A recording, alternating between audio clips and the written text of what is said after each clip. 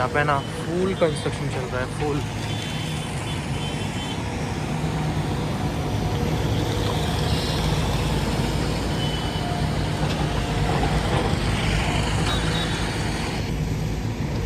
अभी है ना सुबह के 11 बज रहे हैं और मैं अभी वॉक करके घर जा रहा हूँ वापस। आज वेदर थोड़ा क्लियर है, उधर वापस कंस्ट्रक्शन फुल जोर शोर पे है ना, पूरी मिट्टी मिट्टी है। यहाँ पूरा एटमॉस्फेयर कम्प्लीटली क्लियर है। अभी सुबह के 12 बज रहे हैं। आज उठे, आज संडे है ना तो थोड़ा आराम से उठा, मैं लेट भी सोया था। 10 बजे उठे, 10:30 बजे चाय पिया, वॉक पे निकले, फिर 12 बजे अभी जस्ट ब्रेकफास्ट कंप्लीट किया है। लंच करेंगे अभी 3-4 बजे तक। आज एक और ना स्टार्टअप की स्टोरी देखते हैं। अब मैं ऐसे ना बहुत सारे स्टार्टअप को मिलता हूँ। अभी हमारे जो honourable minister of commerce Piyush Goyal sir है ना, उन्होंने महाकुंभ में एक बहुत बड़ा स्टेटमेंट दिया था कि जितने भी रिच लोग हैं ना, कि वो अपने बच्चे के लिए कहीं ना कहीं वो कंज्यूमर प्रोडक्ट बनाने में ज़्यादा फोकस करते हैं और बना भी देते हैं, क्योंकि पैसे का प्रॉब्लम नहीं है और वही स्टार्टअप कैटेगरी में नहीं आता। ज़्यादा डीप टेक ओरिएंटेड कंट्री उनको बनाना है। अब डीप टेक बनाने के लिए हर एक गवर्नमेंट बहुत कुछ कर रही है। अभी रिसेंटली हमने देखा कि कर्नाटका गवर्नमेंट ने 600 करोड़ का डीप टेक फंड लॉन्च कर रही है। खाली और फंड नहीं है, बहुत कुछ कर रहे हैं उस 600 करोड़ रुपए में, ताकि वो डीप टेक हब बनने का ट्राई कर सके कर्नाटका। अब कर्नाटका के पास सबसे बड़ा एडवांटेज है बेंगलोर का। सबसे सीरियस, सबसे बेस्ट वीसी फर्म सब कुछ बेंगलोर में है। तो उनके लिए थोड़ा सा पुश करना और प्राइवेट प्लेयर की एंट्री का है ना, ज़्यादा इतना हम मतलब उनका एक वो छोटा भी पुश करेंगे ना तो बहुत ज़्यादा प्राइवेट प्लेयर उसमें इंगेज हो जाएंगे। तो हम एक ऐसा कह सकते हैं, फंड का एक्सेसिबिलिटी होगा ना तो बहुत ईजी होगा। एक स्टार्टअप से मिला, तो जो फाउंडर्स हैं ना, उन्होंने काफ़ी टाइम यूएस में रह चुके हैं और मतलब वेल सेटल थे वहाँ पे, और they left everything, wrap up everything and they are now in India while they were in USA. तो यूएस में तो क्या है कि लोग ट्रैकिंग व्रैकिंग बहुत कुछ करते हैं, तो इन्होंने भी बहुत बड़ी एक ट्रैकिंग की होगी और इनको कुछ समझ में आया है कि एक हम लोग जो कैप्स हैं, जैकेट्स हैं, उन सब पे एक D2C ब्रांड खोल सकते हैं। अब फाउंडर्स तो क्या अभी भी जॉब कर रहे हैं, तो अब जब क्या है, पैसों का प्रॉब्लम नहीं है ऑफकोर्स, बट जिस कंपनी के साथ काम कर रहे हैं वो भी $1 बिलियन की वैल्यूएशन पे वाली आती है। अच्छा खासा फंड ऑलरेडी, अच्छा खासा प्रोडक्ट डेवलपमेंट के लिए उन्होंने 20-30 लाख रुपए ऑलरेडी इन्वेस्ट कर दिए। अब जो प्राइसिंग है ना वो बहुत ज़्यादा हाई है यार।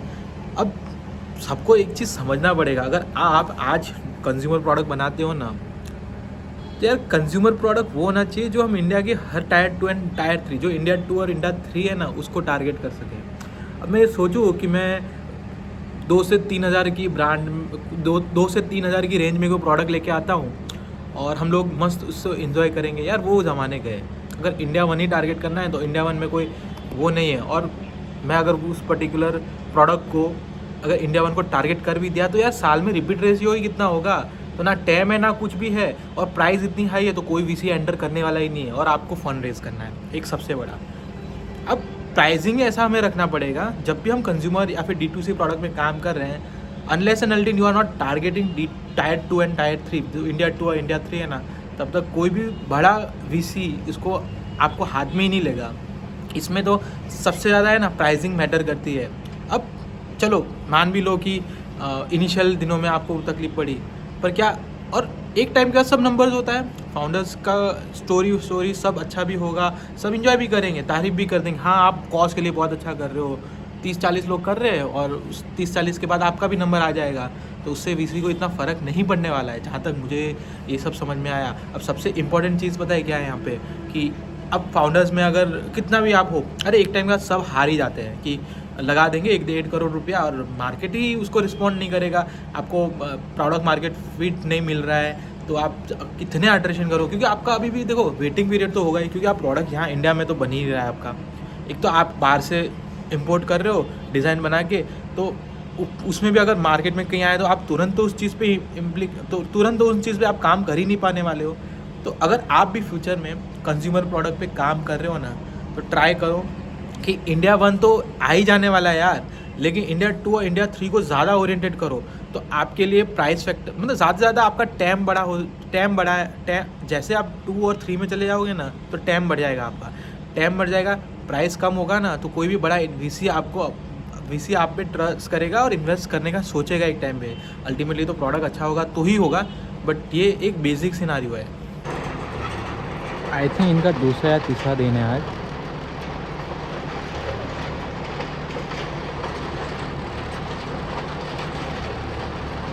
बहुत आवाज़ आती है, बहुत बहुत नॉइज़ करते हैं लोग।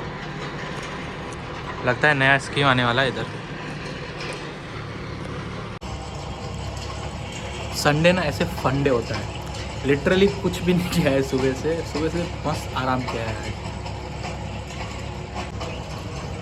ऐसे सुबह से बोर हो गया था, जस्ट अभी थोड़ी देर पहले बाहर निकला था, ग्राउंड मार के आया, अभी जस्ट वापस आया।